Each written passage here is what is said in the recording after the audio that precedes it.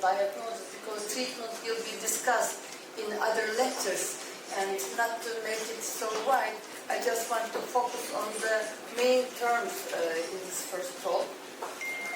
Just starting from the history, because as you know, epilepsy is really an ancient disease going back to antiquity, and it is written, it's taught as a sacred disease.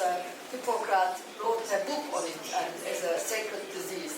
And another important point, it can occur everywhere, in any nation, any geography, at any age. Even it is the epileptic seizures recorded from the fetus. And another most important point for epilepsy, it is the second highest stigma after schizophrenia. This is why it has also an important social impact. And almost 65 million people globally suffer from epilepsy. And interestingly, it is accepted as a neurological disorder since 1960s, because it was accepted within psychiatry, within mental diseases before this. But now we know that it is a brain disorder. That's why neurologists really involved in epilepsy. And in general, incidence is 4 to 10 per thousand, but it is a little bit higher in developing countries, and it is higher in childhood and adolescents, and also in elderly population, and much higher in the underdeveloped countries, as I mentioned. And interestingly, again, the highest incidence is after elderly patients after 75 years. This now, I want to discuss this in an algorithm, in a kind of stepwise approach. This is the approach that I designed to understand epilepsy. That was how I approach a patient when I see a patient with a sort of attacks. It is the first step that we should think if it is a seizure or not, because there are many other paroxysmal events that may mimic epilepsy.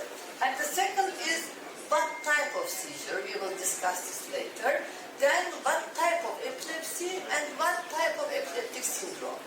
This is the figure from International League Against Epilepsy, but I put it here, this is a seizure. I added this because I think the first step, the first question should be if this event is a seizure or not. Then comes the other questions. So let's define the seizure. What is a seizure? We have a definition from ILE again. It is important to get this definition by heart because we need to differentiate this event from the others. It is the transient occurrence of signs and symptoms due to abnormal excessive or simultaneous neural activity in the brain. And 10%, generally 10% of all people living in the world may have a seizure at least once during their lifetime. So a seizure is the symptom. It's not equal to epilepsy. Seizure is the symptom of epilepsy.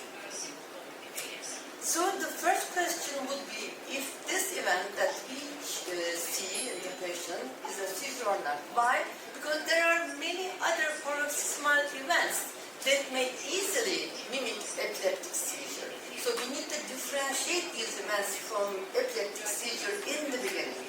And these are the different differential diagnoses which I take from ILA website. If you go to ILA website, under the education side, you can click in each step and then you can see the details of each condition. So that's why it is very important. And I will give you some examples from my own patient population which really mimics epilepsy, which really pose really important problems for the physicians, for the differential diagnosis. This is one of the favorite patients. She's a young lady, around age 20s, and whenever she has a pain, some sudden pain, or whenever her blood is drawn, she got generalized convulsive seizures. That's why she approached us. And she needed to get blood drawn for other reasons. And when we learned this, let's do it in our EEG lab. And this is the time that the nurse is drawing blood from her vein. And we are recording her EEG with video. And here now the blood is being drawn. She says that she's getting worse. She has some sort of dizziness. She doesn't feel well. It will start, she says. She says, I'm going, and the nurse is asking, where are you going? Something like that, this sort of things.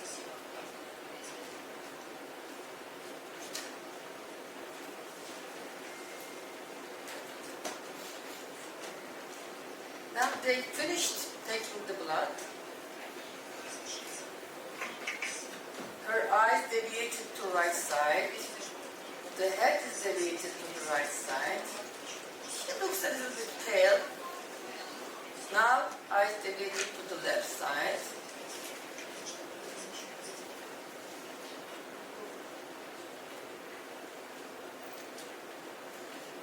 And slowly she had tonic posture. This is figure 4. Good for lateralization for the generalized seizures. This is a sort of tonic seizure. But then she relaxed, but it doesn't finish yet.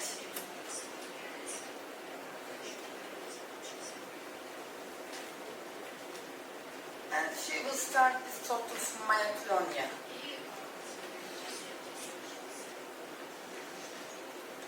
If you listen a young lady like her with this history and with this video EG, what do you think? What will be your diagnosis? Any? You can just say anything you want. Just take a guess. What do you think? Is it a psychogenic non-epileptic seizure or is it something else? Is it an epileptic seizure? She had this convulsive reaction. What do you think? Pardon? Psychogenic. Any other comments? Let me show you the EG again. This is EG. Epilepsy with focal epilepsy. Bilateral tonic. Okay, but the first question is if it is epilepsy seizure or not. So you say yes, this is a seizure. Then we will discuss what type of seizure. Okay, another comments? That is the EG, as you know. But we have one channel for EKG. I want you to focus on EKG now. During the blood draw, you get the EKG. It gets slower. There is bradycardia now. Slower, slower, slower.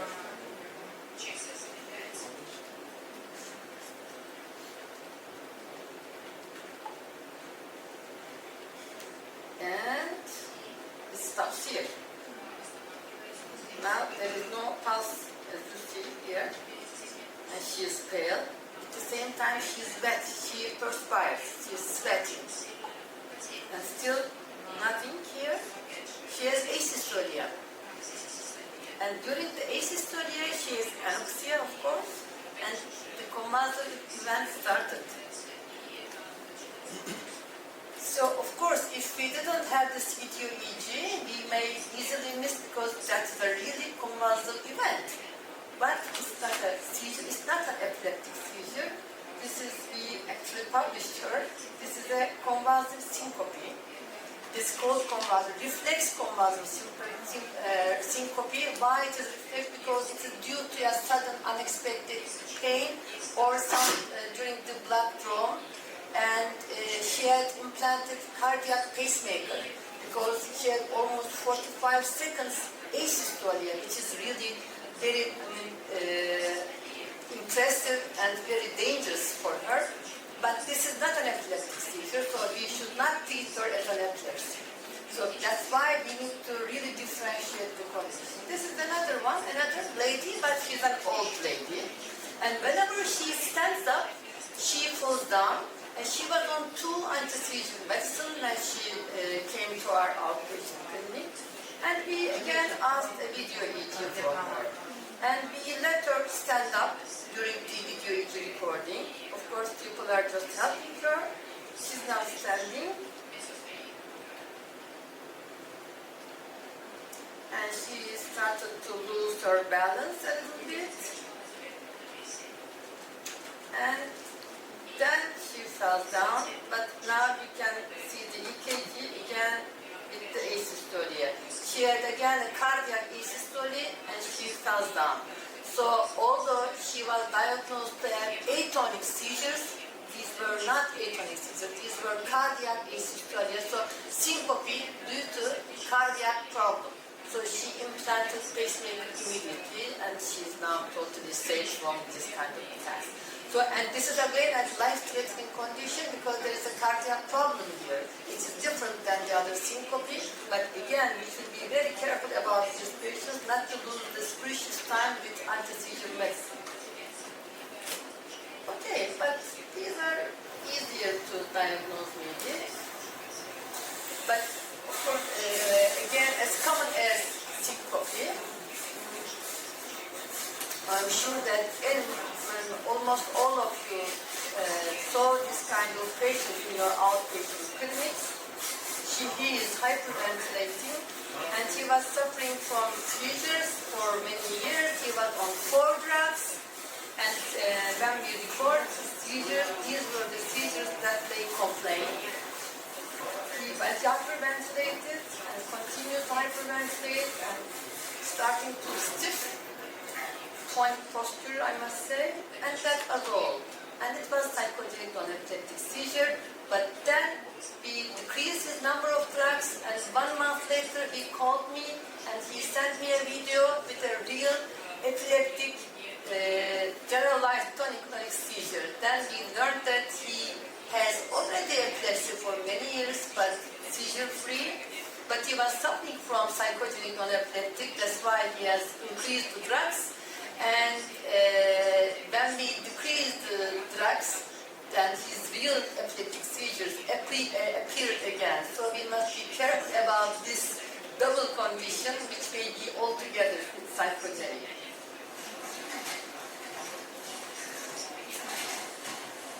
Or like this may be like this, and this guy, this young guy suffering from this kind of events, very frequent. And whenever he has with somebody else, it gets aggravated. He tore our technician's shirt and so on, but this kind of movements, really, you can easily diagnose the psychogenic non-epileptic seizures. And of course with ladies, not only with men, of course we see those kind of videos. And this kind of home videos are very helpful whenever we see these kind of irregular movements. Because if you are used to see the epileptic seizure, you can differentiate this kind of irregular movements from real epileptic seizures. In a patient with epilepsy, you don't see this kind of movement. They have a certain continuum during a seizure. It starts with some kind of movement and then progress in a certain way. And if this kind of movement with some that you cannot put anywhere, that means that there can be something else but not a seizure. Or like this is a very typical sign for non-epileptic psychogenic, or now it's called functional seizures, sort of seizures. This was a young girl who was suffering from this for many years, and they were not happy with the diagnosis. That's why they are going from one physician to another. And when we did the video EEG, he proved that she was suffering from psychogenic non-epileptic seizures, but still they didn't like the diagnosis. They refused to go to a psychiatrist and continue on their drugs. This could happen. I believe that sometimes these kind of patients are more difficult than patients with epilepsy. And this is the Arthur circle, typical Arthur circle, which was described by Paul Riher in France. They described, of course, for women, but we saw this kind of signs in men also with psychogenic non-epileptic seizures. So if you see a patient with this sort of sign with arc, then you may be easily suspicious of non-epileptic seizure. Or sometimes some other events could happen. This is a girl, this is a woman, young woman, unmarried young woman, because she has a lot of falling down, especially when she hears a noise. You see, she crack and she fell down. So she was very sensitive to any kind of noise, and therefore she was falling down all the time. So she had a lot of trauma because of this falling down. What do you think? What could she have? What could she be having? Why she is falling down when she is hearing the noise? What could it be? Any comments? Just say something, huh? Reflex?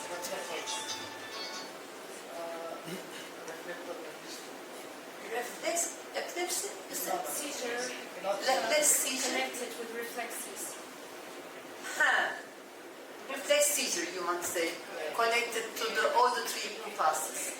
Okay, it's not a seizure, but it is something else. Yes, connected to the hearing. It's a reflex event, but it's not a seizure. It's called hyperexplexia. It's a totally different genetic condition, and it should not be using, they should not be using anti-seizure medicine, but they really respond well to clonazepam. But we know that this is not a seizure, this is a reaction, the motor reaction to a sudden unexpected event. Or if the patient has events during sleep, they could be easily misdiagnosed as a parasomnia or a nocturnal epilepsy. So again, if the events are occurring during sleep, we should be thinking about parasomnia as a misdiagnosis, inside the misdiagnosis, inside the differential diagnosis. This is a patient, a young boy. He wakes up. Actually, he screams.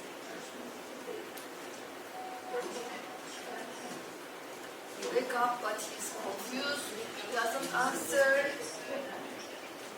And from the EQ wise, there is no electrical activity. There is only a slow activity. This is a polysomnographic recording. This is a patient with confusional awakening. This is a non-REM parasomnia. So especially for the patients who are having events during sleep, need to be thought again if it could be a parasomnia or not. So while we are talking about the seizures, listening about the seizures, we need to evaluate the seizures by heart. They suddenly occur. They occur suddenly, I must say. Sometimes they are aware and they say that it's shut down. Something is shutting down in their mind, something like that. And it's kind of electricity. Or some witness sees that it happens immediately at that time, something like that. And there is a duration. It shouldn't be very long. We will talk about status epilepticus later. But usually the seizures ends within 1 to 2 minutes because of the inhibition mechanisms. So there is a duration that we expect to see with the seizures, and there is a stereotypicity. That means that every time the seizures are more or less same. They may be sometimes longer because of the propagation of the seizure activity within the brain, but usually they start in the same way. But sometimes the seizure medicine, the drugs that we use, may change the seizures because of the propagation. They may change the propagation, but again, usually they start in the same way. So we need to understand the spontaneous description from the patient, from the witness, and try to get the aura, if possible, if it is there. Aura is very, very valuable for us to understand the onset of the seizure and the whole scenario of the seizure from the beginning till the end of the seizure, and then post-ictal event. If there is any thought paralysis, if there is any vomiting, any headache, if they sleep, and so on. So these are the very important, very valuable information that we need to get from the patient and from the witness to understand what's going on during an event, if this is an epileptic event or not. So if we are sure that this is a seizure, okay, this is an epileptic seizure, but then what type of seizure? So what types do we have? This is the old classification from 81, but now it has changed. We changed some concepts and some wordings. Unfortunately, I must say, because it's not so the concepts in your mind. The concepts are more or less same, but the wordings now changed. These are the papers in 1917. So according to the new classification now, we don't say partial seizures anymore. We say focal seizures, generalized seizures, unknown and unclassified. So with focal seizures, we don't say anymore simple or complex partial. We say aware or impaired awareness. But for this kind of classification, you need to see the patient. You need to see the seizure itself to make this description. But it's really very descriptive. That's why you need the description. And I don't think that it is really good in terms of classification, but it is good to understand the seizure, to describe the seizure. So we have focal seizures, generalized seizures. I believe that the main concept at this moment is to understand if they are focal or generalized, and the rest, some details that you need to get. And these are some wordings that we asked to leave according to the ILAE new definition group. We don't use unconscious, we use impaired awareness. No partial anymore, we say focal. No simple partial, we say focal aware or focal impaired awareness instead of complex partial. And we don't say dyscognitive, but focal impaired awareness again. No psychic, because psychic, evokes some other concepts in our minds. So let's say cognitive. Instead of secondarily generalized, we say focal to bilateral tonic-clonic. But again, it depends, because we understand each other. When I say generalized tonic-clonic seizure, I still use it because I am very much used to it. This is more difficult for me to say focal to bilateral. Anyhow, if you are writing a paper, you better write it in this way, otherwise the viewers will reject it. So just be careful about this. But now we need to understand the concepts, not the wordings, I think, because as a physician, our attitude should be changed according to the concepts, because we need to diagnose the seizures first. What is a focal seizure? The focal seizures are conceptualized as originating within networks limited to one hemisphere. Now we know that brain is working with networks.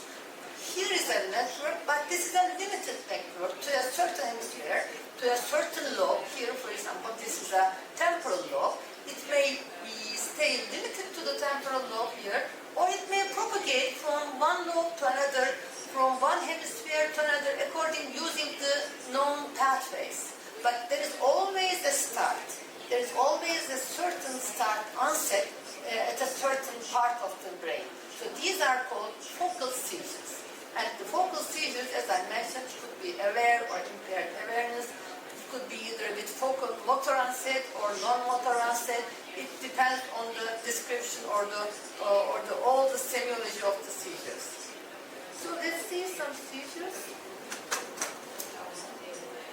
The patient has some oral movement and said some vocalization. I'm saying. And immediately she had right hand dystonic posture. She used still some oral movements. Looking to the side. She doesn't answer. She doesn't talk. Her left arm is moving. You see, nose wiping. This is an automatism. But her right hand is still dystonic. So just looking at the seizure, we can lateralize and localize the seizures.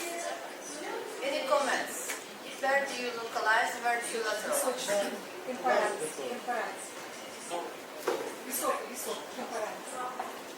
Temporal.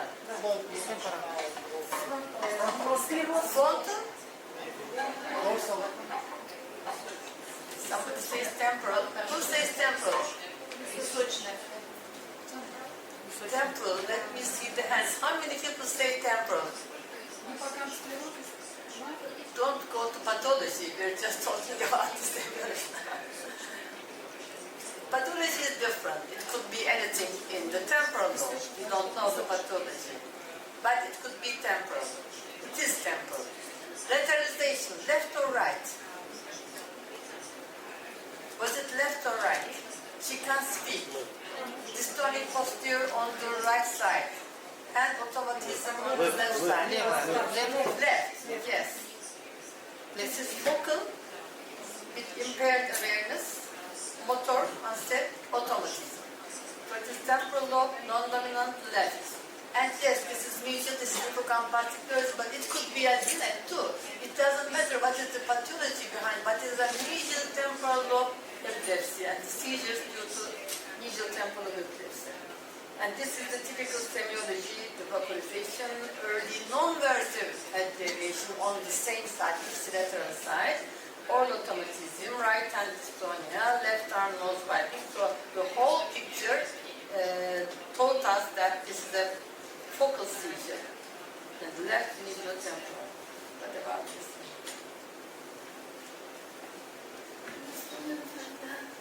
She says, I'm getting sick. With oral. She says, still coming. She's crying out her sister's name, because her face so frightened, but left arm dystonia again, right arm is moving, but she's answering questions. Both writing. She says, I see blood everywhere. There is blood everywhere. Blood. She's repeating the word blood. He is asking questions and she's answering the questions. But at the same time she says, give me blood, give me blood.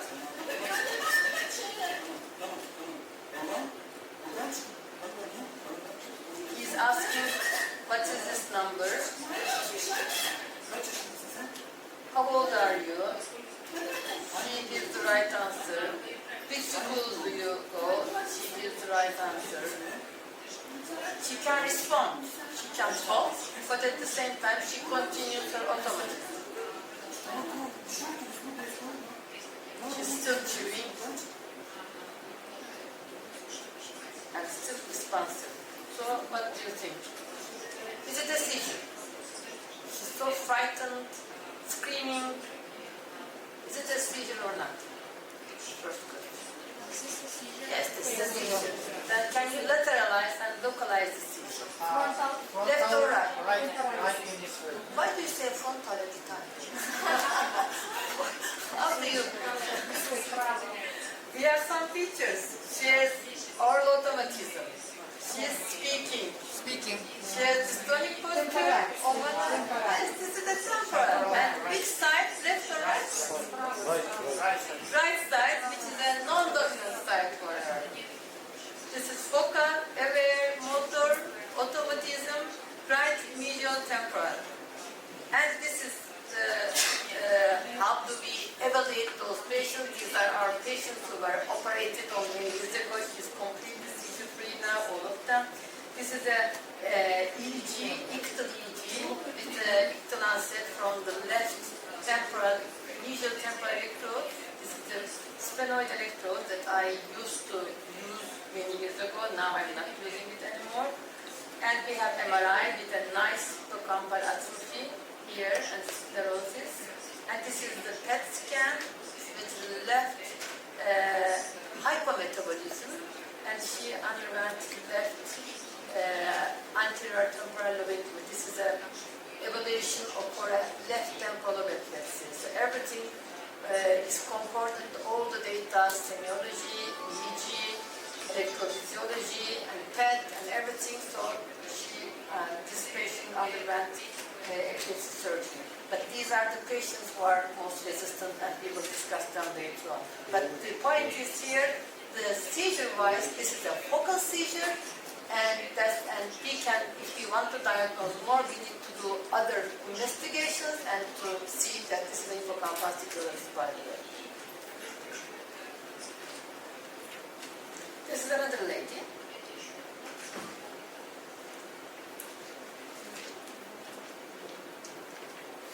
She has this type of seizures with a lot of leg and whole body movements. You see the legs. And finished. sudden onset, and sudden over. She can speak at that time, and she is immediately responsive. She doesn't have an aura. What do you think? Is it a seizure? She did some sort of hypermotor, hyperkinetic behavior. Is it a seizure or not? It's a seizure. Then localization? This is hyperkinetic, or the new terminology is hyperkinetic, but doesn't matter, you can say hypermotor, but we need localization and lateralization. Any localization? Which lobe it can be coming from?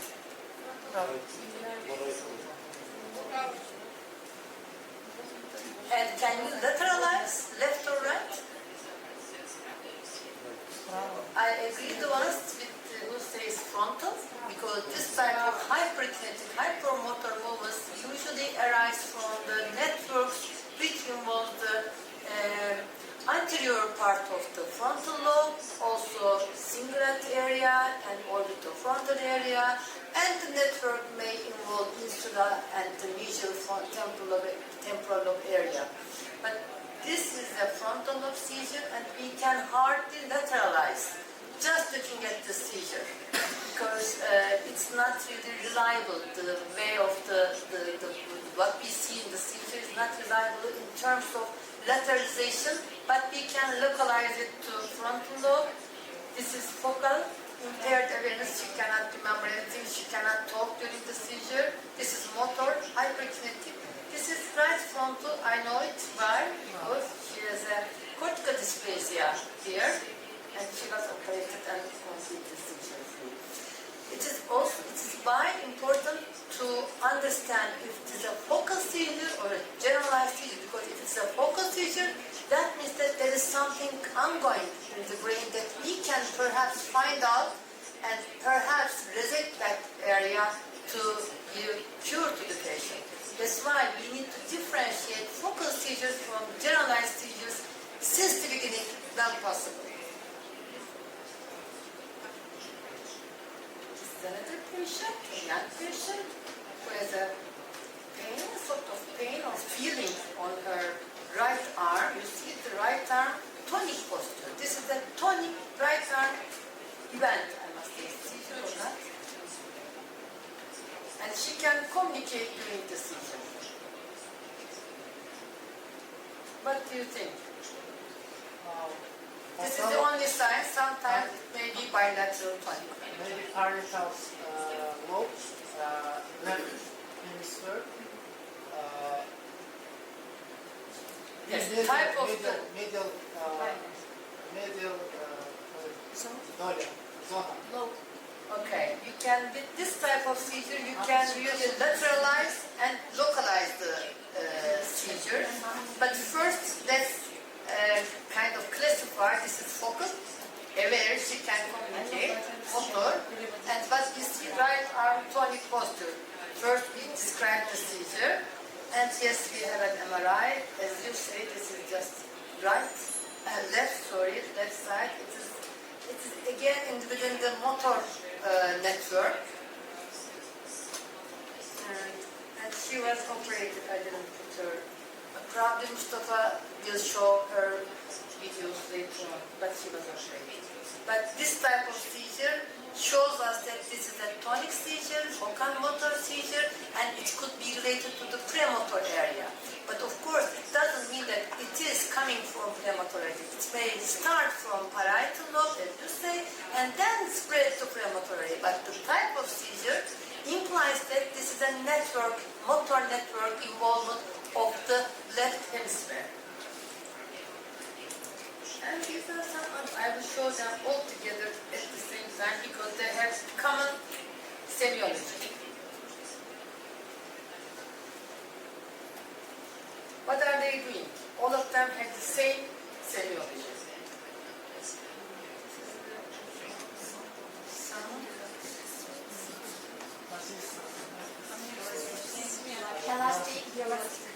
Yeah, so what type of investigation that we will ask for?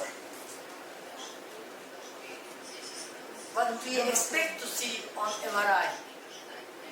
Gymnastic seizures. Hamartoma where? Hamartoma, but where? Which part of the brain? Hypothalamus. Hypothalamic hamartoma, but they may be as small as like this one or as big as this one. So you need to ask for an MRI, focus on the area specifically, otherwise you may miss this small hamartoma over there. But first, you need to be suspicious of a hypothalamic hamartoma if you see this kind of gymnastic seizures. But gymnastic seizures may arise from the basal temporal or sometimes from the frontal regions as well. So you need to be careful. Then let's talk about generalized seizures now. These were all focal seizures starting from a certain part of the brain. Now we are talking about generalized seizures. They are totally different concepts. They originate at the same point, at some point within, but rapidly engaging bilaterally disturbed networks.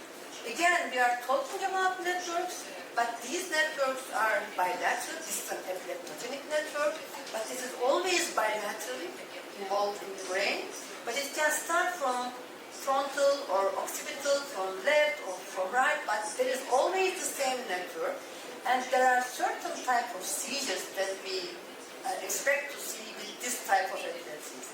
Majority of them are generalized seizures are genetic epilepsies, or some chromosomal abnormalities, or some metabolic epilepsies, but sometimes focal lesions may give rise to this kind of generalized episodes as well. So we should be careful, but we need to understand that this is bilateral networks, and the seizure may start from somewhere within that network.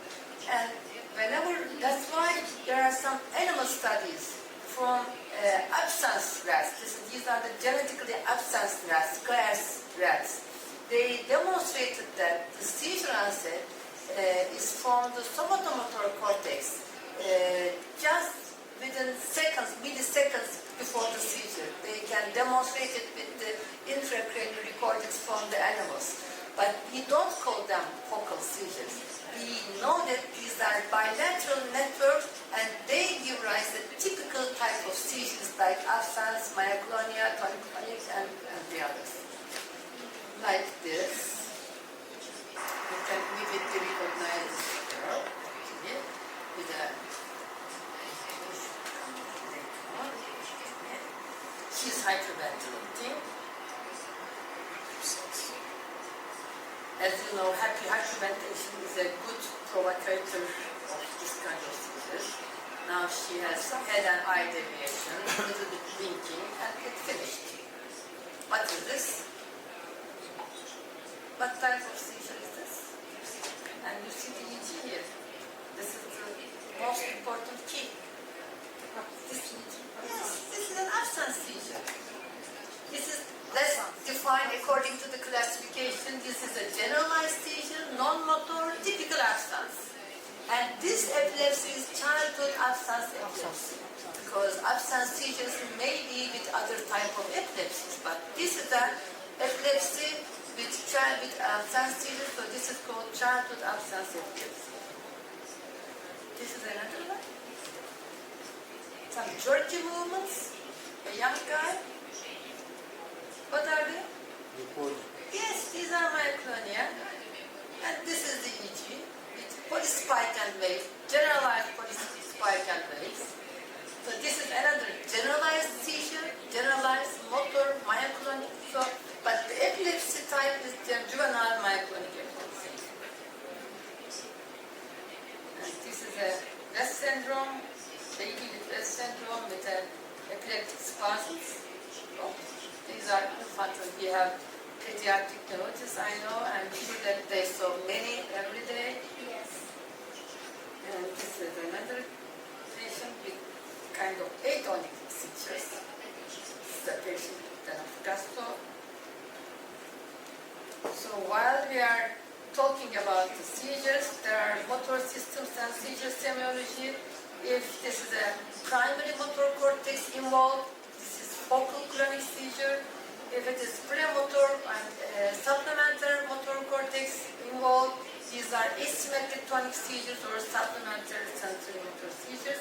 If it is prefrontal cortex, premotor cortex, then it is hypermotor seizures or hyperkinetic seizures. And the auras are very important, as I mentioned. They may have, if they have somatosensory aura, we immediately think about the somatosensory cortex. If it is a visual aura, we should think about, if it is an elementary visual aura, especially if there are bright flashes or cannot see anything or sort of blurring and kind of visual manifestations, we will think about the visual cortex. If it is more sophisticated visual hallucinations, then it is a kind of cortex which is temporal occipital cortex. It's a higher cortex. And if it is, again, of course, auditory hallucinations or some auditory manifestation, it is an auditory cortex. So we should really try to get the information from the patient, giving some examples. If they can have this kind of feelings just during the onset of the seizure.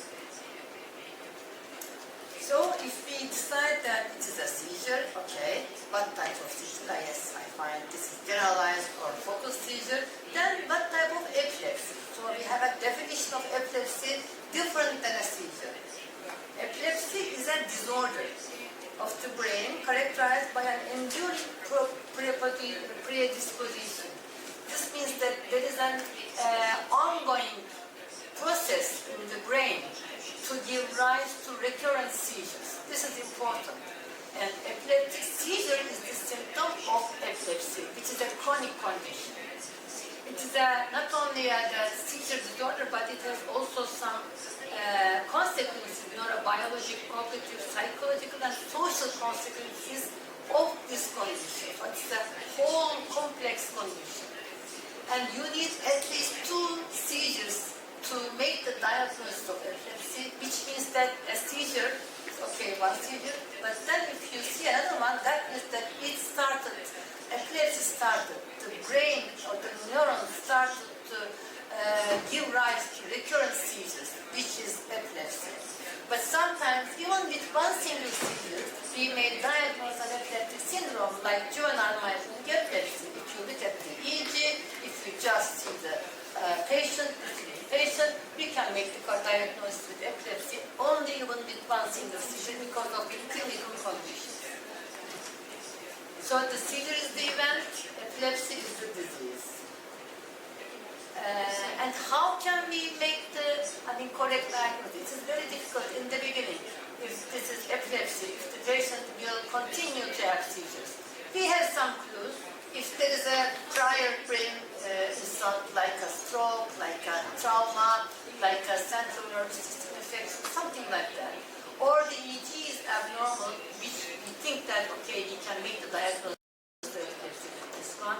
Or if there is a structural lesion on the MRI, which is concurrent, which is also appropriate with the seizure. Otherwise, you can see just a coronary cyst, which has nothing to do with epilepsy. So you should be sure that the lesion, the structural lesion in the brain is really responsible for the seizures. Or if it is a nocturnal seizure, unless it's not a psychogenic one, that means that they may recur. But these are not accepted as epilepsy. Febrile seizures, these are nephrotic seizures, some metabolic conditions, and so on. They are not accepted as epilepsy, but they are accepted as acute symptomatic seizures, especially events within 1 week of these kind of brain injuries. But if they continue to have seizures after 1 week, that means that part of the brain started to make seizures. But if it's only 1 single seizure within that 1 week, that means that this is a seizure resulted from this event, this acute symptomatic seizure, which we don't need to treat as epilepsy. But these points are really not so easy to make the decisions. So we make the decisions according to each patient individually. So then we need to make a decision about the syndrome. There are epileptic syndromes. They are determined by distinctive clinical patterns. Each EEG features. That's why we need to understand the patient's history, all events in their history, and the evaluation of the seizures, the type of the seizures, the EEG wise, everything will us, everything that told us will give important information to make our minds about the clinical syndrome. There are some well-recognized examples like West syndrome, the F-Gaster, and so on. We just make a decision according to EEG, clinical semiology, and the onset and the ongoing outcome of the epilepsy. But there is no accepted classification. There are some grouping. These are some tables that group epileptic syndromes and epilepsies according to the age at onset. That's why age at onset is very, very important. When we are talking to a patient with epilepsy, the first question that we should ask them the onset of seizures, at what age the seizures started, so that we can make our mind, we can start thinking about the type of epilepsy or the cause of epilepsy. And again, this is an ILA figure. We discussed about the seizure type, the type of the epilepsies, then syndrome, and always we will think about the etiology. Etiology really matters because we will make our decision about treatment according to etiology behind, and we will always be thinking about comorbidities. There may be structural lesions, but please don't forget that arachnoid cysts and venous angiomas are not epileptogenic lesions. If we see an arachnoid cyst in a patient with epilepsy, that doesn't mean that it is responsible. It has nothing to do with epilepsy, but you will need to find out some other epileptogenic lesion if we believe that this is a focal epilepsy. Or sometimes in some patients there may be both structural lesions and some genetic deficiencies, or it could be both genetic and metabolic. So the etiology may be kind of confusing. But there are many genetic and chromosomal abnormalities behind the etiologies, and every day a new one is started to be discovered. That's why we should be very alert according to the new advances in genetics of epilepsy, because according to the new genetic type, we may define some new treatment. There are some new treatments according to the genetic epilepsy.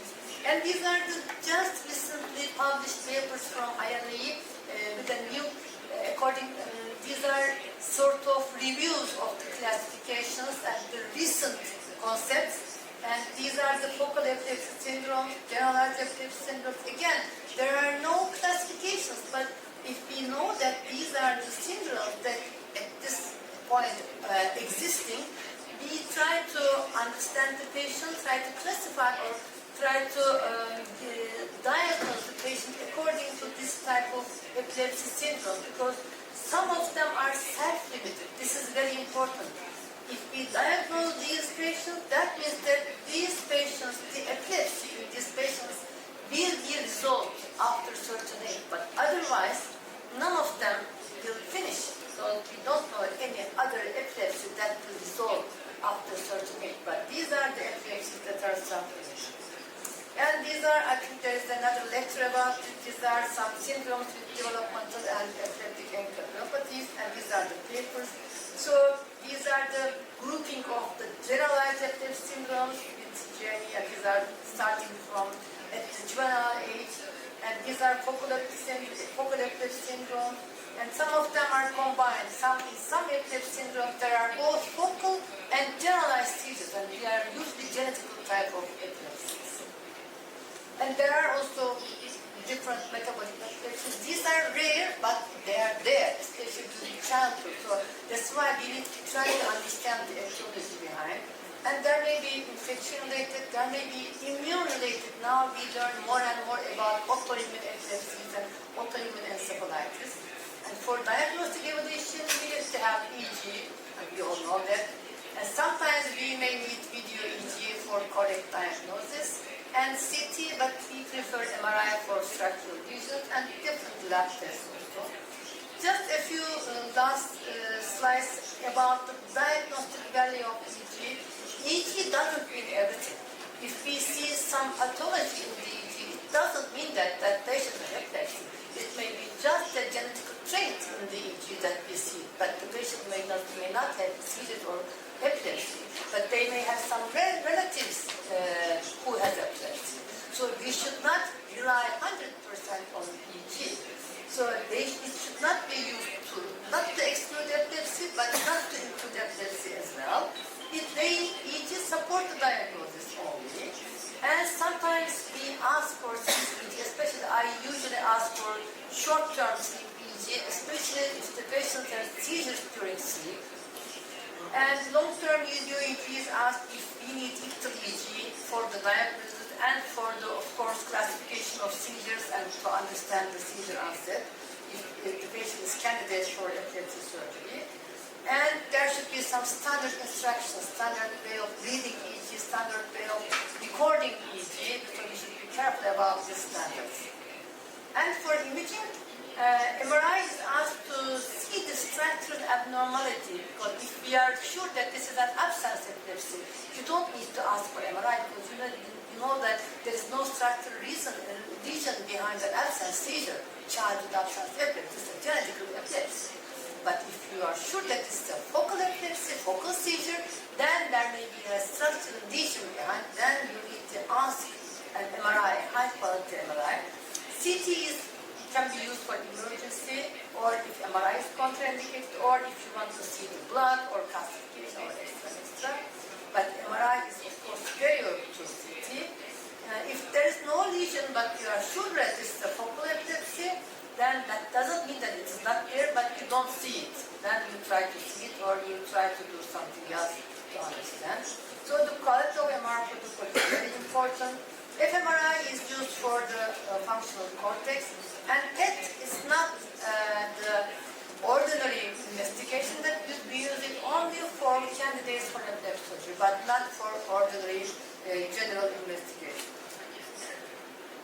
So these are the special reports from ILAE about the MR protocol, and I highly recommend for you to talk to your neuroradiologist to apply this MR protocol. This is the one which is proposed by ILAE, and this is really works very well. Even with 1.5 Tesla MRI, if you don't have 3 Tesla, even it works with 1.5 Tesla, but it needs this kind of good protocol for you to find out the small, for example, cortical dysplasia behind. And this is my last slide for this talk. Just one slide. I know it is very difficult to decide when to make the correct diagnosis, when to say epilepsy and to start the medicine, because we don't have biomarker for this. And also we don't have biomarker to say that the epilepsy is finished. We don't have anything to say this. We have only our clinic knowledge to make this diagnosis or to make this decision. So this again, ILAE proposition. Epilepsy is now considered to be resolved. Be careful. This word resolved means no longer present, but it does not guarantee that epilepsy will never come back. Except for self-limited epilepsy that I mentioned briefly, the others just stay ongoing, because this is the ongoing process in the brain. Unless you remove this epileptogenic lesion over there, it's an ongoing process. Even the patient is seizure-free for long term, for many years. When you stop the medicine, the patient may have recurrent seizures. So we should be really very careful about this decision. And again, according to the ILAE, when can we say resolve? If they remain seizure-free for at least 10 years, without any seizures and no medicines in the last 5 years. So after 5 years, if you stop the medicine and the patient can be staying for more 5 years, so altogether 10 years, then you can say, okay, this is resolved, the patient is seizure-free now. But it is really very difficult to say so, because I saw patients even after 10 years seizure-free, they may have recurrent seizures. So you need to be very careful about this decision. This is the end of the first lecture now.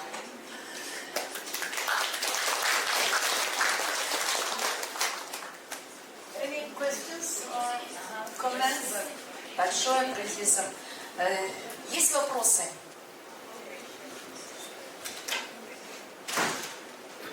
Вопросов нету. Наверное, мы будем эти вопросы в конце еще, да? Ну, давайте сразу. Спасибо огромное, Рахметовке, за интересный доклад. У меня такой вопрос. Вот в остром периоде, допустим, черепно-мозговая травма, нейроинфекции, да, назначать противосудорожные препараты именно в остром периоде, там, когда идет приступ, нужно или нет, и когда его прекратить назначение, то есть отмена препарата. Спасибо. Thank you very much. This is a very important question and it's difficult to answer. This is one of the main points for negotiation everywhere, actually.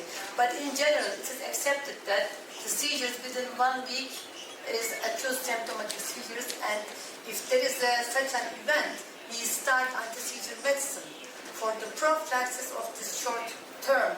And neurosurgeons, as far as I know, they start to all patients who will undergo to brain surgery for the prophylaxis of short-term seizures, because it could happen after brain surgeries.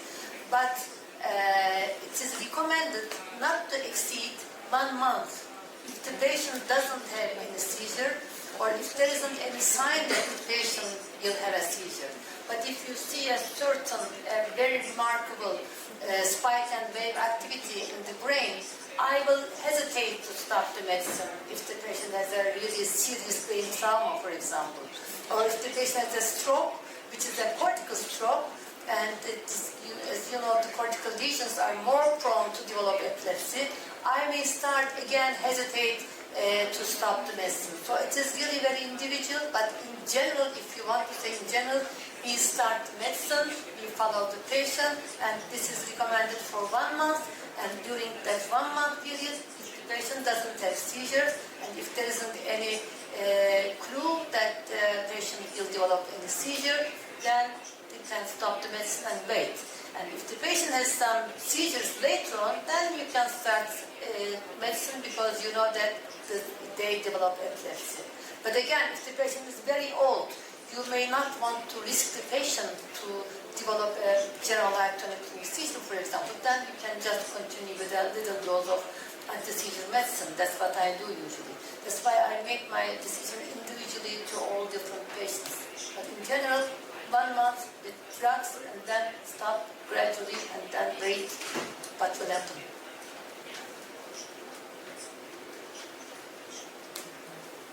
Спасибо. Еще у меня один такой вопрос.